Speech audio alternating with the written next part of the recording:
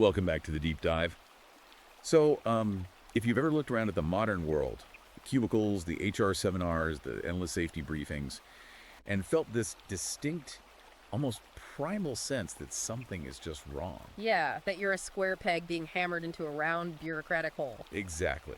If you feel that way, today is for you. We are doing a massive, ultra-long breakdown of an ebook that is completely lighting up the underground right now. It is definitely a heavy one today. We are going deep into some really uncomfortable truths. The book is called Jomon Japan, Ancient Cultural History by Conrad Riker.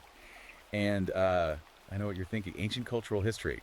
Are we really doing a deep dive on pottery? Right, but do not let the title fool you. This is not some dry academic textbook about clay shards or ancient rice cultivation. No, not at all. This is effectively a manifesto. For the men's rights activists and the red cold guys out there in the audience, Riker is handing you a manual. It's framed as a survival guide for the modern man. It's a really bold premise. Riker argues that our modern institutions have been captured by feminists and Marxists. That's his core thesis. He claims these ideologies completely deny biological reality, and that to understand the natural order of things before this capture happened, we have to look back 14,000 years to the Jomon period of Japan.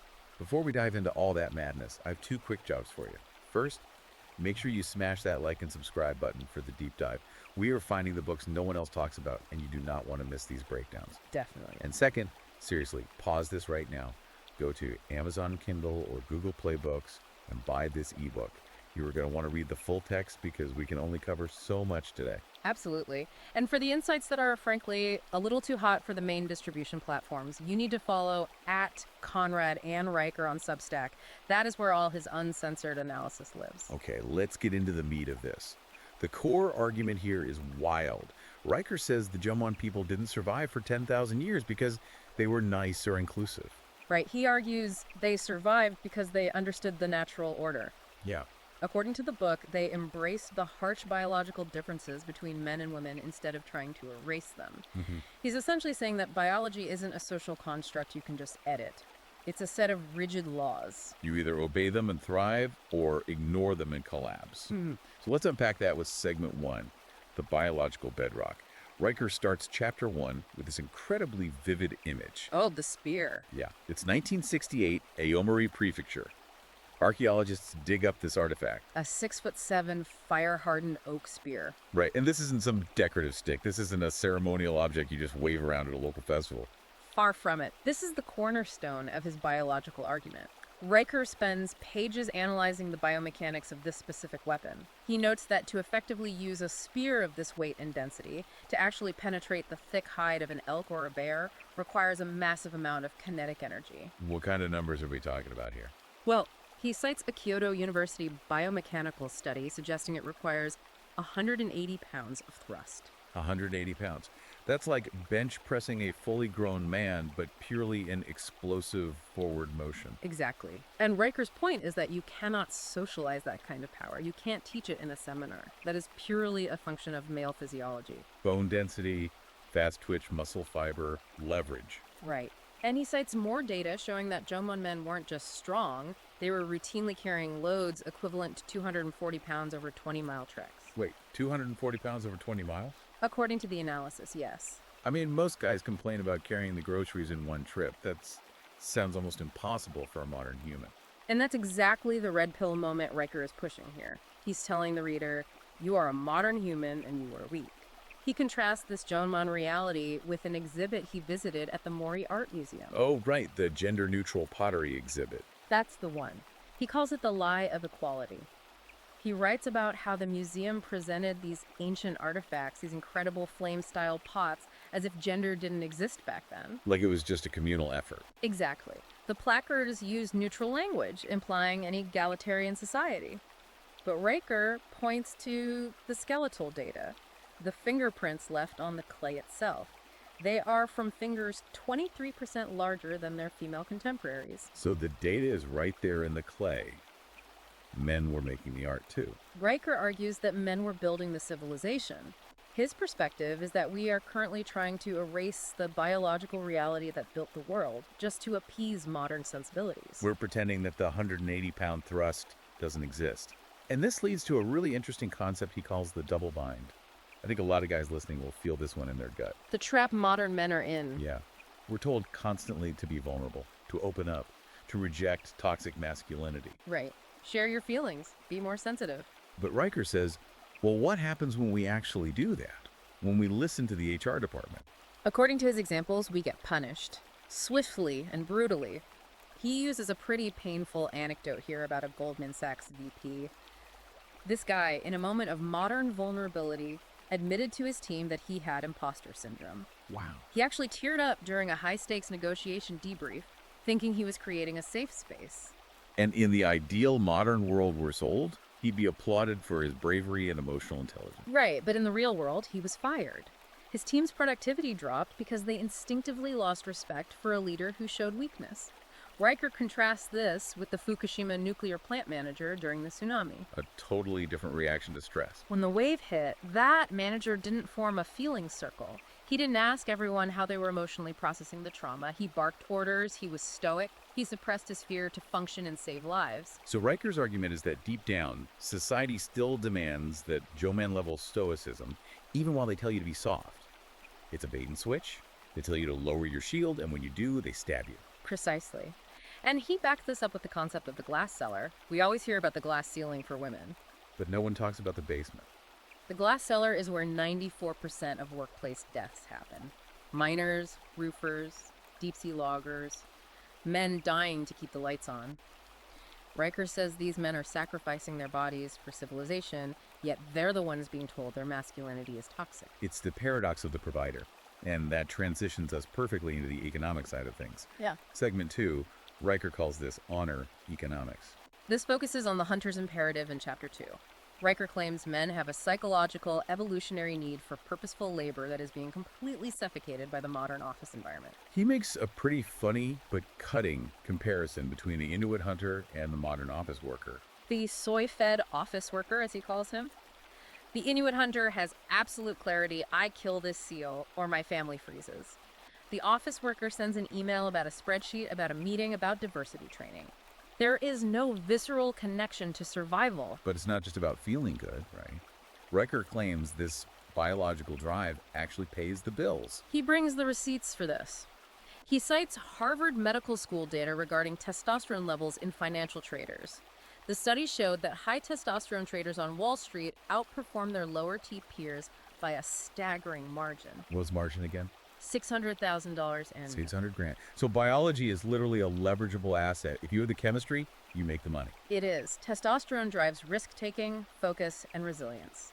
But this is where Riker gets a bit dark. He argues that modern society is actively trying to chemically castrate men through diet to make them more docile. This is Chapter 4, Stone Age Nutrition. The soy latte versus the wild boar. Roughly, yes. Jomon men ate organ meats, wild boar, and salmon, which is really rich in DHA. That's crucial for brain function and hormone production. Right. Riker points to Japanese labor ministry stats showing that as the population switched from a fish and meat diet to rice and convenience food, testosterone levels plummeted. He calls the modern diet process slop.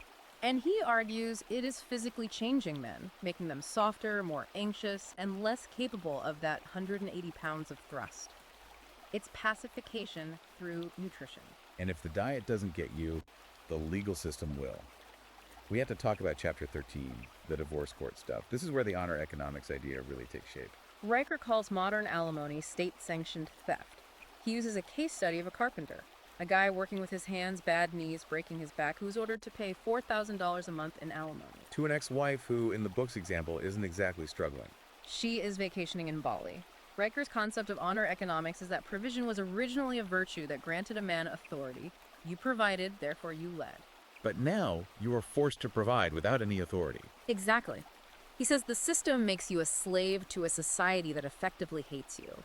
You're just an ATM with a pulse. It's rigged. That's the takeaway he's presenting. The system is rigged against the provider. Now, if you thought that was heavy, buckle up.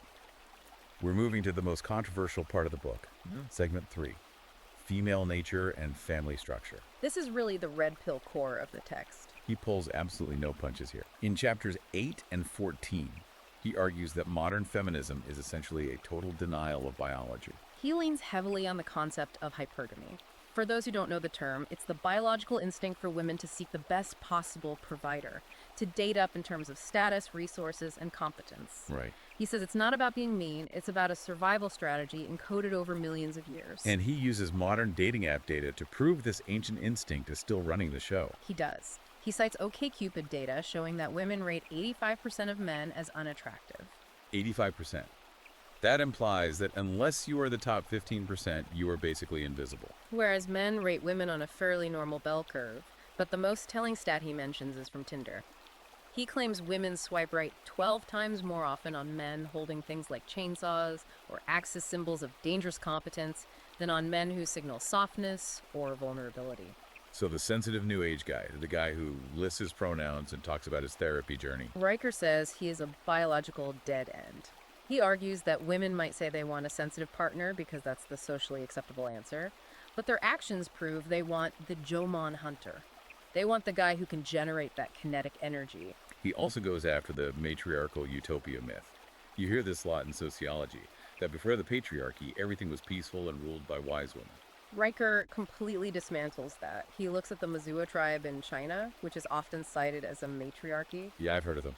He argues that without male leadership, these societies don't build empires, they stagnate.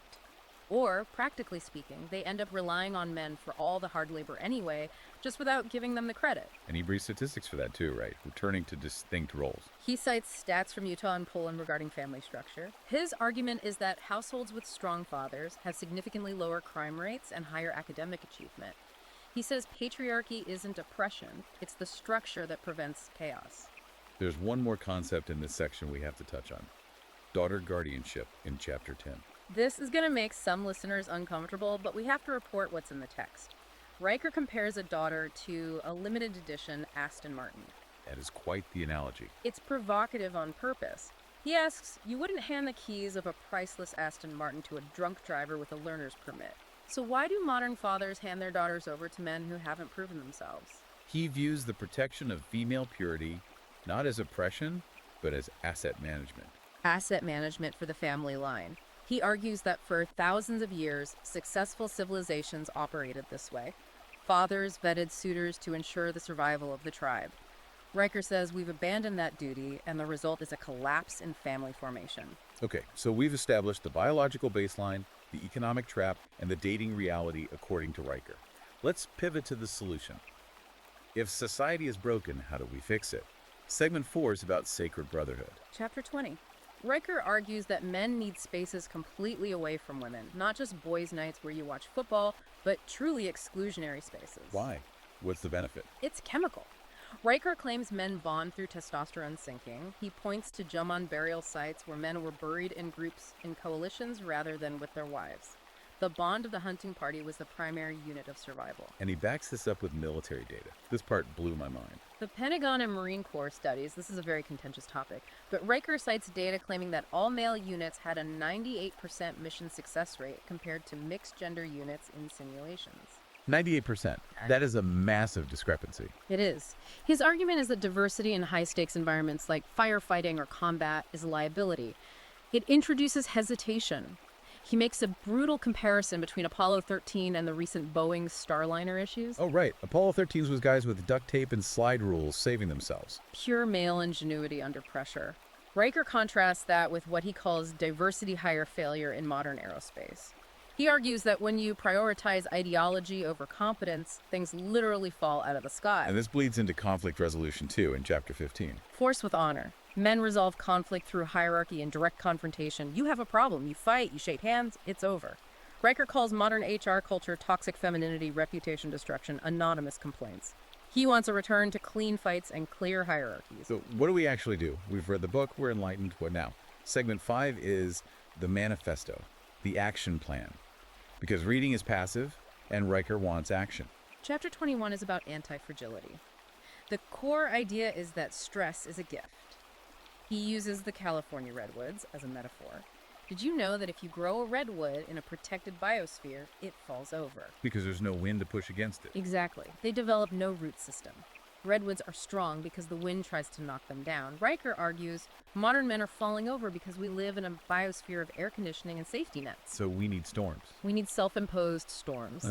Jomon men used cold water plunges and fasting. They sought out discomfort. Riker demands the reader do the same. Quit the comfort. And he talks about building walls in chapter 23. This refers to the Tokugawa period of isolation in Japan.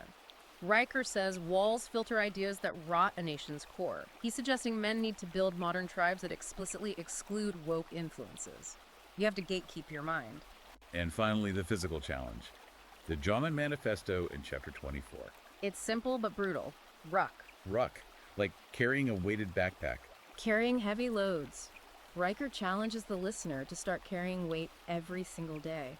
Match the bone density of your ancestors who carried that 240-pound load.